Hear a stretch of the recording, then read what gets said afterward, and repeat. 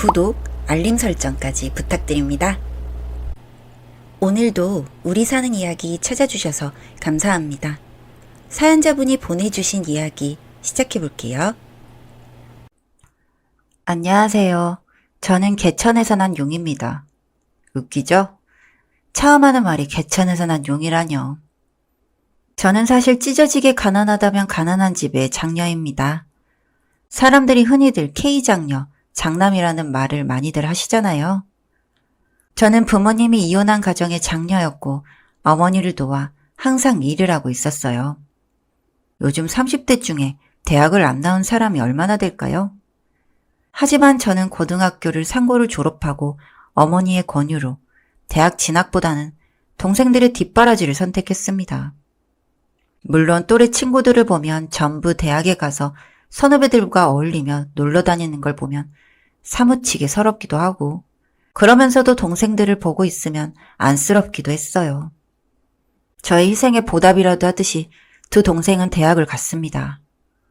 둘 다 공부를 잘하는 편은 아니었지만 한 명은 요리 계열로 한 명은 보건 계열로 가서 취업이 그나마 잘 되는 직종으로 선택해서 갔더라고요. 그러다 제가 30쯤 되었을 무렵 직장 동료의 소개로 소개팅을 하게 되었습니다. 제가 힘들게 사는 걸 곁에서 지켜봤었기 때문에 경제적으로 여유도 있으면서 나이도 있어서 제가 믿고 기댈 수 있을 만큼 듬직한 사람이라고 했어요. 그 소개팅으로 저는 신랑을 만나 결혼을 하게 되었습니다. 만남을 주선해 둔 친구의 말처럼 시댁은 자동차 부품을 만드는 공장을 운영하고 있었고 신랑은 그 공장의 실질적인 사장이었습니다. 물론 대기업의 하청업체이긴 했지만 제 주제는 과분한 시댁이었던 게 사실이에요. 결혼을 할 당시에 시댁에서 저를 탐탁치 않아 하긴 했지만 신랑의 설득으로 힘들게 결혼을 하게 되었습니다. 저는 결혼 후 생애 처음으로 깔끔하고 넓은 집에서 생활을 해보기 시작했고 신랑은 저에게 일을 그만두고 전업주부로 머물기를 요청했습니다. 하지만 평생을 일을 해온 제가 일을 안 하고 지내는 건 생각보다 편하지는 않았어요. 돈을 버는 일은 잘했지만 집안일에는 많이 서툴렀거든요. 집에서 생활을 할 때는 동생들이 집안일을 대부분 해주고 저는 돈을 벌어오는 가장의 역할을 했기 때문이죠. 그러다 첫 명절이 되었고 제사가 없다던 시댁은 그 해부터 제사를 준비하기 시작했습니다. 그래도 며느리가 들어왔으니 조상님들께 인사는 드려야지. 네, 제가 제사를 안 지내봐서 준비는 어떻게 하면 될까요?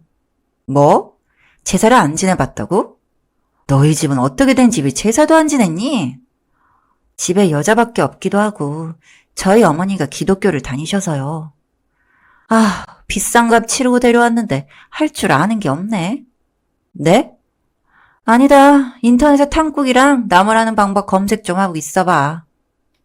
저는 분명 비싼 값이라고 말을 하는 걸 들었지만 애써 못 들은 척을 하며 그 불편한 자리에서 혼자 제사 준비를 했습니다. 혼자 준비를 하니 많은 양이 아니었는데도 5시간쯤 걸렸던 것 같아요. 음식을 하고 물러나니 시아버님이랑 신랑이 간단히 제사를 지냈고요. 그 다음날 저는 긴장을 하기도 했고 몸도 힘이 들어서 몸살이 났고요. 회사도 안 다니고 집에서 집안일만 하다 보니 시간이 지나면서 일이 제법 손에 익기는 했습니다. 그렇게 3년 정도 되는 시간을 버텨왔어요. 제가 돈을 벌지 않으니 예전만큼 가족들에게 용돈도 챙겨줄 수 없었고 신랑의 눈치가 보여 친정 식구들은 잘 만나지도 못하며 지냈습니다. 그래도 친정 식구들은 늘 저만 잘 살면 된다며 괜찮다며 이해해 주었고 항상 가슴 한켠에는 친정 식구들에 대한 그리움이 남아 있었어요. 결혼은 3년이 지나도 저는 아이를 낳지 못했습니다. 임신 자체가 안 되는 것은 아니었지만 몸이 너무 예민한 건지 스트레스에 취약한 타입이었던 건지 계속 유산이 되더라고요.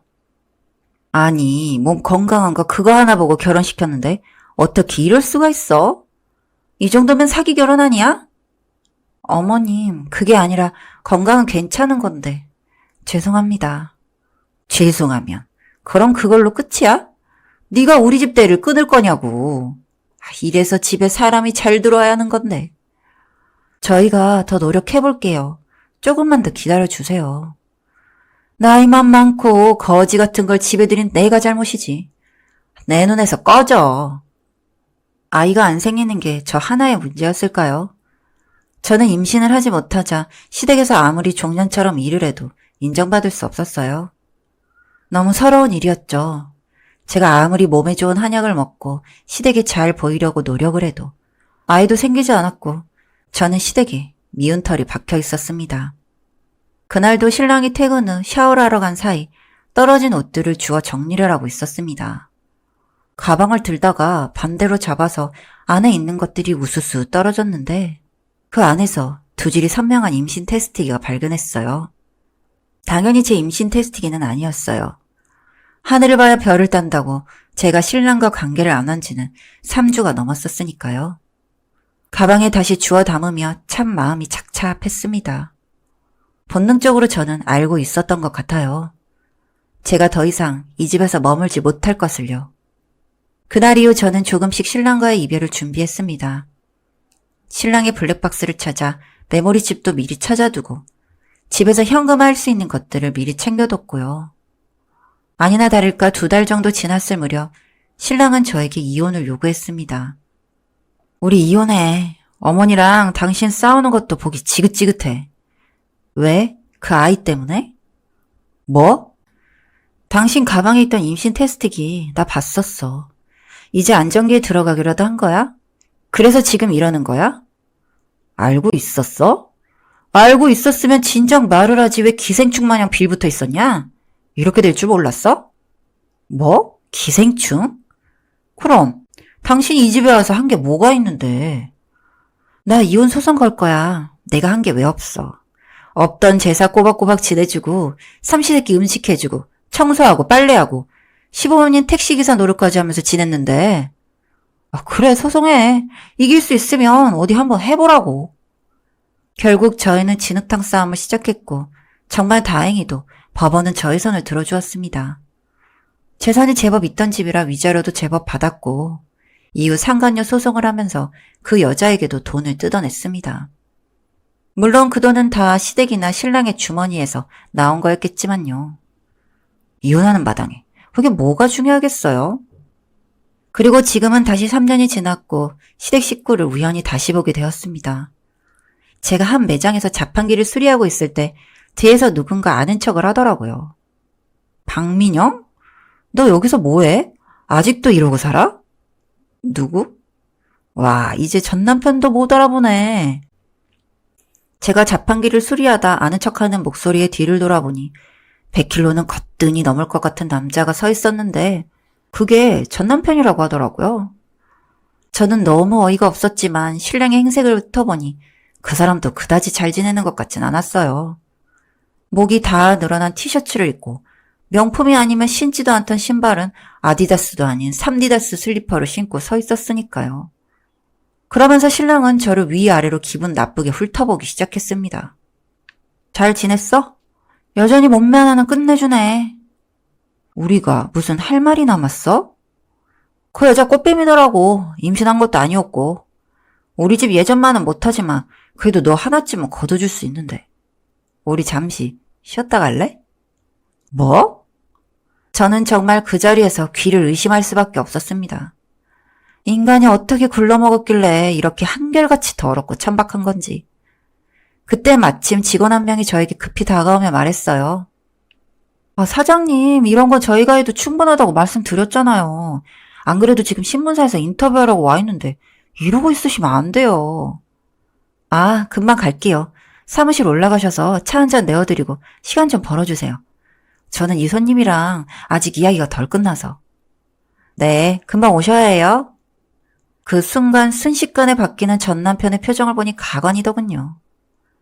직원이 다시 가게 밖으로 나가고 저는 전 남편의 사타구니 사이를 힘껏 차버렸습니다. 전 남편은 그대로 고꾸라져 바닥을 기어다녔습니다. 어쩌지? 나는 너 하나쯤이 아니라 70명이 넘는 직원을 먹여 살리고 있는데. 멀리서 쉬었다 가지 말고 거기서 잠시 쉬었다가 가. 보다시피 나는 좀 바빠서. 그리고 목 다 늘어난 티셔츠는 밖에 입고 다니기 좀 그렇지 않아? 옷이라도 좀 사 입어. 그렇게 말하고 저는 전 남편에게 10만 원짜리 수표 하나를 던져두고 가게 밖으로 나왔어요. 사실 저는 이혼 후 소자본으로 할 수 있는 일을 찾다가 자판기 사업을 시작했고, 단순히 음료뿐만 아니라 대학가에 있는 드라이플라워, 그리고 오늘 방문한 매장은 생필품부터 즉석 식품 같은 것을 24시로 편히 구매할 수 있는 자판기 매장을 만들었습니다. 이후 연매출 10억이라는 자수성가한 사업가가 되었죠.